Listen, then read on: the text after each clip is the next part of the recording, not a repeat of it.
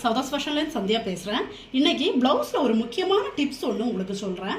First உங்களுக்கு அளவு blouse கொடுக்குறதா இருந்தால் இந்த ஃப்ரண்ட் போர்ஷன் எப்படி அளவெடுக்கலாம் அப்படிங்கிறத சொல்கிறேன்.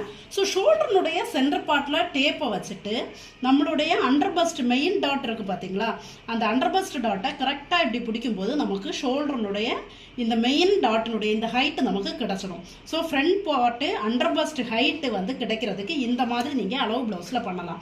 ஸோ அளவு ப்ளவுஸில் இந்த ஹைட்டு வந்து கரெக்டாக இருக்குதான்னு நமக்கு அளவு கொடுக்குறவங்க கிட்ட தெளிவாக கேட்டுக்கோங்க.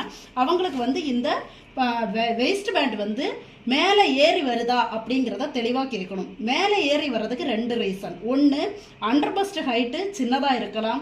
ரெண்டாவது, உங்களுடைய இந்த waste around under first around வந்து அவங்க கரெக்டாக போடாமல் கொஞ்சம் பெருசாக, அதாவது இந்த இடம் லூஸாக இருந்தால் கூட இந்த வேஸ்ட் பேண்ட் மேலே வர வாய்ப்பு இருக்குது.